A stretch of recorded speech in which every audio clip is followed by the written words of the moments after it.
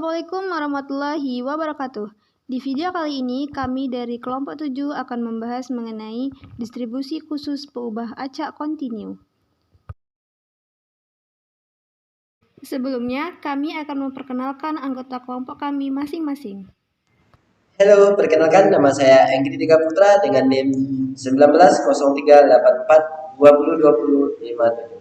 Perkenalkan, nama saya Rahmadini dengan NIM 190384202025. Halo semuanya, perkenalkan nama saya Sila Aulia dengan NIM 190384202055. Halo semua, perkenalkan nama saya Arya Susana dengan NIM 190384202049.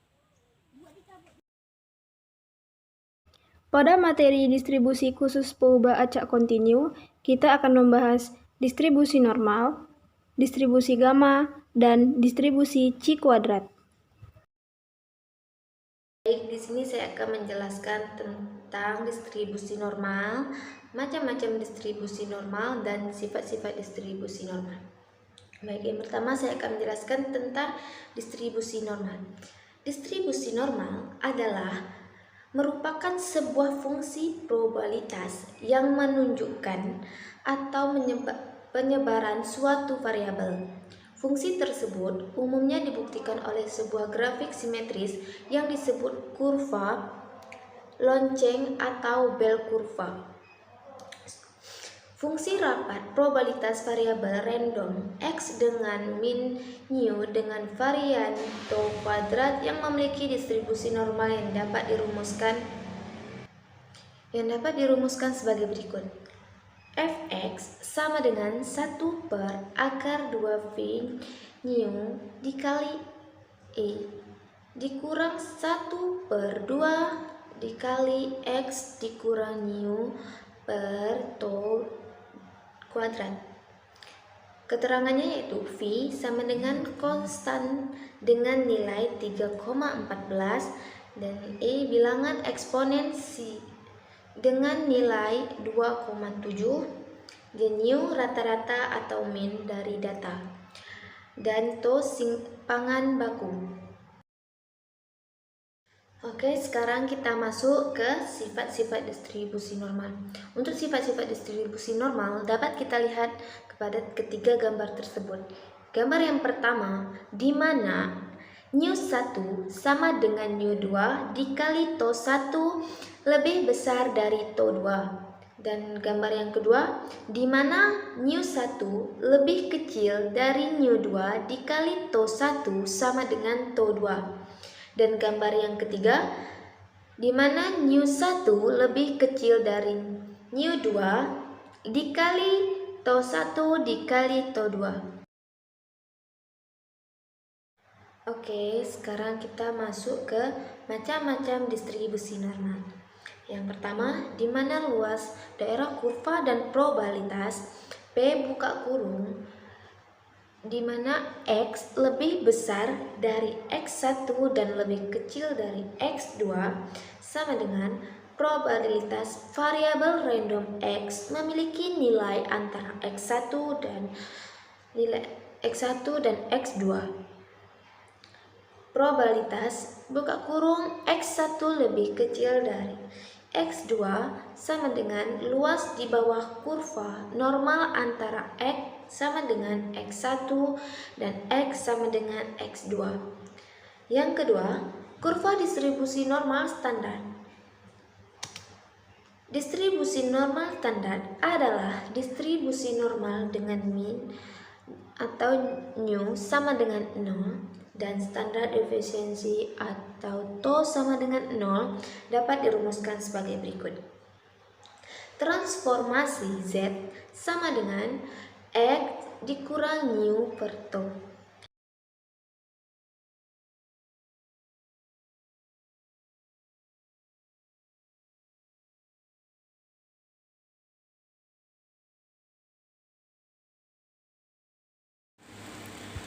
Assalamualaikum warahmatullahi wabarakatuh.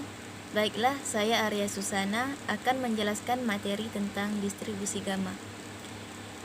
Distribusi gamma adalah eksperimen-eksperimen probabilitas yang hasilnya menunjukkan suatu bentuk distribusi yang mempunyai variasi ukuran kemencengan yang cukup signifikan. Distribusi gamma merupakan salah satu alternatif model yang banyak digunakan. Yang pertama yaitu ada fungsi gamma. Gamma alpha sama dengan integral dari 0 sampai tak hingga x dipangkatkan alpha dikurang 1 e pangkat min x dx, di mana untuk alpha yaitu besar dari 0. Kemudian nilai e sama dengan 2,71828. Nah, di sini ada sifat-sifat penting fungsi gamma. Yang pertama yaitu untuk sebuah bilangan positif n, maka gamma n sama dengan dalam kurung n dikurangi 1 faktorial. Kemudian yang kedua didefinisikan sama dengan gamma dalam kurung 1/2 sama dengan akar kuadrat dari phi. Kemudian yang kedua yaitu ada distribusi gamma. Peubah acak kontinu X berdistribusi gamma dengan parameter alpha dan beta bila padatnya diberikan oleh f dalam kurung X alpha, beta sama dengan 1/b pangkat beta gamma alpha x dipangkatkan alpha dikurangi 1 e dipangkatkan min x per beta, di mana x besar dari atau sama dengan 0 dan sama dengan 0 untuk x lainnya bila alpha besar dari 0 dan beta besar dari 0. Kemudian yaitu ada distribusi gamma standar. Jika parameter skala sebuah distribusi gamma beta sama dengan 1, diperoleh suatu distribusi gamma standar, di mana Fg sama dengan dalam kurung X alpha sama dengan P dalam kurung X kapital kurang dari atau sama dengan X sama dengan integral dari 0 sampai tak hingga T dipangkatkan alpha dikurang 1 E dipangkatkan min T per gamma alpha dt. Kemudian P atau peluang dalam kurung X kurang X kapital kurang dari atau sama dengan X sama dengan Fg sama dengan dalam kurung X alpha, beta sama dengan di mana Fg dalam kurung X per beta alpha. Kemudian untuk mencari nilai min dari distribusi gamma, maka rumusnya adalah mu sama dengan alpha dikali beta. Kemudian untuk mencari nilai variansi dari distribusi gamma adalah rumusnya simpangan rata-rata dikuadratkan variansi sama dengan A dikali beta dikuadratkan. Kemudian teman-teman bisa melihat tabel gamma di mana ada X dan ada alpha. Dan untuk X kolom 1 sampai 15 yaitu nilai X. Kemudian untuk baris 1 sampai 10 itu ada alpha. Nah, agar lebih memahami, kita langsung saja masuk ke contoh soal dan penyelesaian distribusi gamma. Yang pertama yaitu soalnya variabel acak kontinu X yang menyatakan ketahanan suatu bantalan peluru dalam ribuan jam yang diberikan pembebanan dinamis pada suatu putaran kerja tertentu mengikuti suatu distribusi gamma dengan alpha sama dengan 8 dan beta sama dengan 15.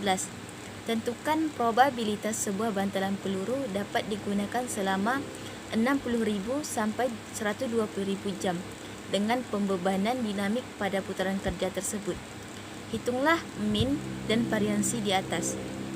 Nah, untuk penyelesaiannya itu pertama P dalam kurung X besar dari atau sama dengan 60 dan X kecil dari atau sama dengan 120 sama dengan P dalam kurung X kurang dari atau sama dengan 120 dikurangi P dalam kurung X kurang dari atau sama dengan 60. Nah, kemudian FG-nya kemudian sama dengan FG dalam kurung 120,8,15 dikurangi FG dalam kurung 60,8,15. Untuk yang 8 tadi, untuk 8 kita masukkan nilai alfanya, dan untuk 15 yaitu kita masukkan nilai betanya. Kemudian FG dalam kurung 120 dibagi 15, di mana 120 ini kita bagi dengan nilai beta yang tadi, yaitu 120 dibagi 15,8 dikurangi FG dalam kurung 60 dibagi 15 sama dengan nilai dimasukkan dibagi dengan nilai beta tadi titik koma 8. Kemudian dapatlah FG sama dengan FG 8,8 dikurangi FG dalam kurung 4,8. 8 itu didapatkan 120 dibagi 15 dan 4 itu didapatkan dari 60 dibagi 15. Kemudian, nah teman-teman, untuk kita mendapatkan 0,5470 dan 0,0511, kita bisa melihat pada tabel gamma. Cara melihatnya yaitu untuk 8 yang pertama yaitu nilai X, dan 8 yang kedua yaitu nilai alfanya. Jika kita lihat di tabel, maka hasil nilainya itu 0,5470. Kita kurangi dengan seperti yang tadi kita lihat di tabel gamma, di mana X-nya 4 dan alfanya itu 8, maka nilainya pasti 0,0511. Kemudian kita kurangi, dapatlah hasilnya 0,4959. Nah, kemudian kita mencari nilai min-nya, di mana rata-rata X sama dengan E dalam kurung X sama dengan, kita masukkan rumus untuk mencari min, di mana alfa dikali beta sama dengan nilai alfa 8 dikalikan dengan nilai beta yaitu 15, dapatlah hasilnya 120. Kemudian untuk mencari varian, di mana varian X dikuadratkan, sama dengan kita masukkan kita masukkan rumus untuk mencari varian A dikali beta kuadrat, jadi sama dengan nilai alfanya 8 dikali dengan nilai betanya 15 dikuadratkan, dapatlah hasilnya 1800. Kemudian 1800 kita akarkan, akar dari 1800 dapatlah varian X sama dengan 42,43. Sekian penjelasan dari saya, semoga bisa dipahami. Terima kasih. Oke, kita masuk ke contoh soal yang kedua mengenai distribusi gamma. Contoh soalnya, misalkan P ubah acak Y berdistribusi gamma dengan parameter alfa sama dengan 2 dan beta sama dengan 3. Hitunglah peluang ketika Y bernilai lebih dari 4. Penyelesaiannya, mana rumus distribusi gamma yaitu fungsi Y sama dengan 1 dibagi dengan beta pangkat alfa R dikali alfa dikali Y pangkat alfa dikurang 1 dikali E pangkat min Y dibagi beta dengan Y besar dari 0 dan Y kecil tak hingga. Maka Fy sama dengan 1 dibagi 3 pangkat 2 dikali R kali 2 dikali Y pangkat 2 kurang 1 dikali E pangkat min Y dibagi 3. FY sama dengan 1 dibagi 9 YE pangkat min Y per 3. Nah, maka probabilitas X kecil dari 4 sama dengan integral dengan batas bawah 1 atas tak hingga dikali 1/4 YE pangkat min Y per 3 DY. Nah, sama dengan 1/9 limit menuju N menuju tak hingga dikali dengan integral dengan batas bawah 4 dan batas atas B dikali dengan 1/4 YE pangkat min Y per 3 DY. Nah, kita misalkan U absennya yaitu Y dan V absennya sama dengan min 3E pangkat min Y per 3. Nah, selanjutnya kita cari integral UV absennya, di mana rumus integral UV absennya sama dengan UV dikurang integral UV U absen sama dengan Y dikali min 3E pangkat min Y per 3 dikurang integral min 3E pangkat min Y per 3 DY sama dengan Y dikali min 3E pangkat min Y per 3 ditambah 3 integral dikali X pangkat min Y per 3 DY.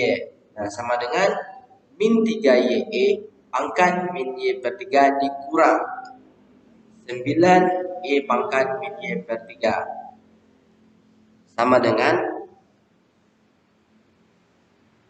1/9 limit N menuju tak hingga dengan integral batas bawah 4 dan batas atas B dikali dengan 1/4 YE pangkat min Y per 3 DY sama dengan 1/9 limit N menuju tak hingga dikali min 3YE pangkat min Y per 3 dikurang 9E pangkat min Y per 3 dengan batas bawah 4 dan batas atas B sama dengan 1/9 limit N menuju tak hingga dikali min 3 PE pangkat min B per 3 dikurang 9E pangkat min B per 3 ditambah 3 kali 4 E pangkat min 4 per 3 ditambah 9E pangkat min 4 per 3 sama dengan 1/9 limit N menuju tak hingga dikali dengan min 3BE pangkat min B per 3 dikurang 9E min B per 3 ditambah 21E pangkat min 4 per 3 sama dengan 1/9 dikali 0 dikurang 9 dikali 0 ditambah 9 ditambah 21E pangkat min 4 per 3 maka hasilnya sama dengan 0,615.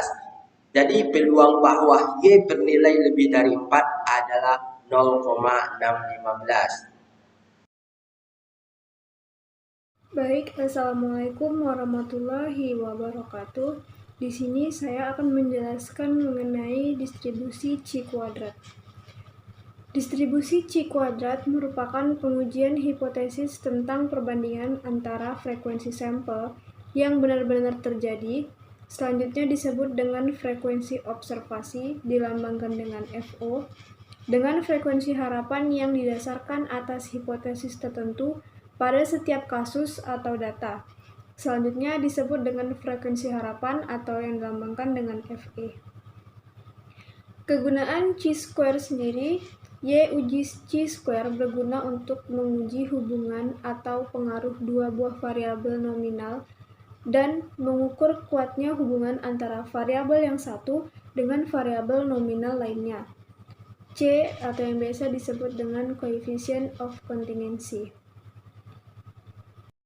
Rumus dari distribusi Chi kuadrat sama dengan sigma dari FO dikurang FE kuadrat per FE. Keterangan dengan X kuadrat itu nilai C kuadrat, FE frekuensi yang diharapkan, dan FO frekuensi yang diperoleh atau diamati. Dalam uji kecocokan model derajat kebebasan DF sama dengan jumlah. Dalam uji kecocokan model derajat kebebasan DB sama dengan jumlah kategori dikurangi jumlah estimator yang didasarkan pada sampel dan dikurangi 1. Yang dimaksud estimator parameter adalah parameter yang diperkirakan nilainya, karena nilai parameter tidak dapat secara tepat ditentukan berdasarkan data sampel yang tersedia. Jika dirumuskan, dB sama dengan K dikurangi M dikurang 1, dengan K yaitu jumlah kategori data sampel, dan M adalah jumlah nilai-nilai parameter yang diestimasi. Jika hipotesis 0 menyatakan bahwa frekuensi observasi didistribusikan sama dengan frekuensi harapan, maka tidak ada parameter estimatornya. Dengan demikian, nilai M sama dengan 0. Nah, kita masuk kepada contoh soal yang pertama. Sebuah distributor alat penggilingan padi membagi pasar menjadi 4 wilayah, yaitu A, B, C, dan D. Ada informasi bahwa pendistribusian alat penggilingan merata pada setiap wilayah. Untuk membuktikan pernyataan tersebut, diambil 40 arsip sebagai sampel. Dari 40 arsip tersebut, diperoleh informasi yang tertuang pada tabel berikut. Gunakan tingkat signifikan 5% untuk menguji hipotesis yang menyatakan bahwa distribusi alat penggilingan di keempat wilayah sama rata.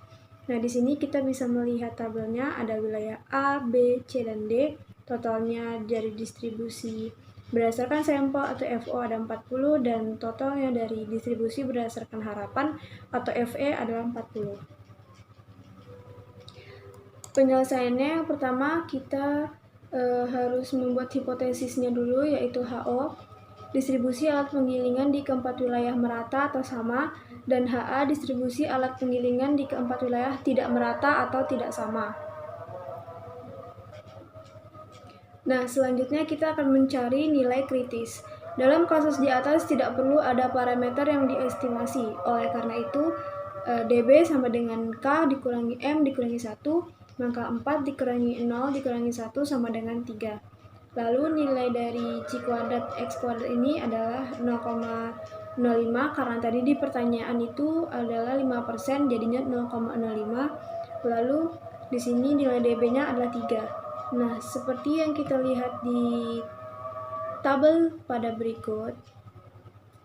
Di tabel berikut, nilai 0,05 dan nilai 3 di bagian kanan itu bernilai 7,8147. Makanya nilai kritis di sini X kuadratnya sama dengan 7,81. Lalu yang ketiga, kita mencari nilai hitungnya. Nilai uji statistik C kuadrat hitung diperoleh dengan cara sebagai berikut. Sesuai dengan rumus tadi, yaitu sigma dari FO dikurangi FE kuadrat per FE. Lalu kita masukkan angkanya, 6 dikurangi 10 kuadrat per 10, ditambah 12 dikurangi 10 kuadrat per 10, ditambah 14, kurang 10 kuadrat per 10, tambah 8 kurang 10 dikuadratkan per 10, sama dengan 40 per 10, sama dengan 4,0. Jadi, karena nilai statistik C kuadrat hitung tadi 4,0 lebih kecil daripada nilai tabel yaitu 7,81, berarti kita tidak dapat menolak bahwa hipotesis HO menyatakan bahwa distribusi alat penggilingan di keempat wilayah adalah merata atau sama. Oke, kita masuk ke contoh soal yang kedua mengenai C kuadrat. Yaitu pelemparan sebuah dadu sebanyak 120 kali menghasilkan data sebagai berikut. Nah, teman-teman bisa melihat datanya.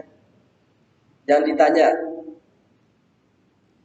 apakah dadu itu dapat dikatakan setimbang dengan rincian taraf nyatanya sama dengan 5%. Penyelesaian. Pertama, di mana HO yaitu dadu setimbang menuju semua sisi akan muncul sama dengan 20 kali.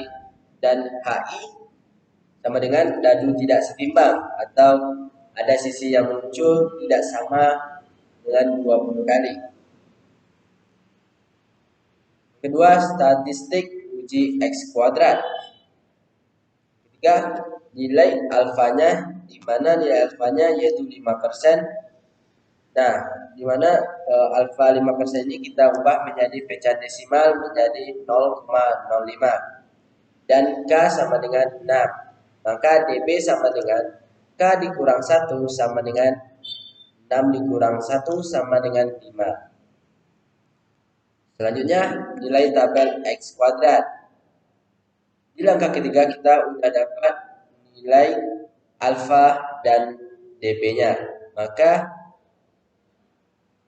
X kuadrat pada tabel sama dengan 11,0705. Kelima, wilayah kritis sama dengan penolakan HO jika X kuadrat dihitung besar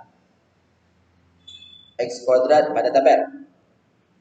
Maka X kuadrat dihitung besar 11,0725. Nah, supaya teman-teman lebih mudah pengerjaannya, itu kita menggunakan tabel seperti tabel di bawah ini. Nah, di mana sisa 1, sisa 2, sisa 3, sisa 4, sisa 5, dan sisa 6. Kita udah ketahui OI-nya yaitu 20, 22, 17, 18, 19, 24. Dan EI-nya sama dengan 20, 20, 20, 20, 20, 20. Nah, pada kolom ketiga itu kita disuruh mencari O dikurang E I, di mana kita kurangkan nilai O dan E, yaitu 20 dikurang 20 sama dengan 0. 22 dikurang 20 sama dengan 2. 17 dikurang 20 sama dengan min 3. 18 dikurang 20 sama dengan min 2. 19 dikurang 20 sama dengan min 1. Dan yang terakhir 24 dikurang 20 sama dengan 4. Nah, pada kolom keempat itu supaya kita dapat nilainya dengan cara kita kuadratkan hasil dari O dikurang E, yaitu 0 kita kuadratkan menjadi 0, 2 dikuadratkan menjadi 4, min 3 dikuadratkan menjadi 9, min 2 dikuadratkan menjadi 4, min 1 kuadrat sama dengan 1, 4 kuadrat sama dengan 16. Nah, pada kolom yang terakhir yaitu kita mencari O dikurang E pangkat 2 dikurang E, yaitu dengan supaya kita dapat hasilnya, yaitu kita kurangkan nilai dari O kurang 2 kuadrat I dengan EI sama dengan 0. Kita bagi nilai dari 0 kurang 2 kuadrat kita bagi dengan EI sama dengan 0 dibagi 20 sama dengan 0. 4 dibagi 20 sama dengan 0,2. 9 dibagi 20 sama dengan 0,45. 4 dibagi 20 sama dengan 0,2. 1 dibagi 20 sama dengan 0,5. 16 dibagi 20 sama dengan 0,40. Maka sigma atau jumlah dari OI sama dengan 120 dan EI sama dengan 120 dan O dikurang E kuadrat per E sama dengan 1,7. Maka X kuadrat dapat dihitung sama dengan 1,7. Nah, kesimpulannya X kuadrat dihitung sama dengan 1,7 kecil dari X kuadrat pada tabel. Maka nilai X kuadrat dihitung ada di daerah penerimaan HO. Maka HO diterima.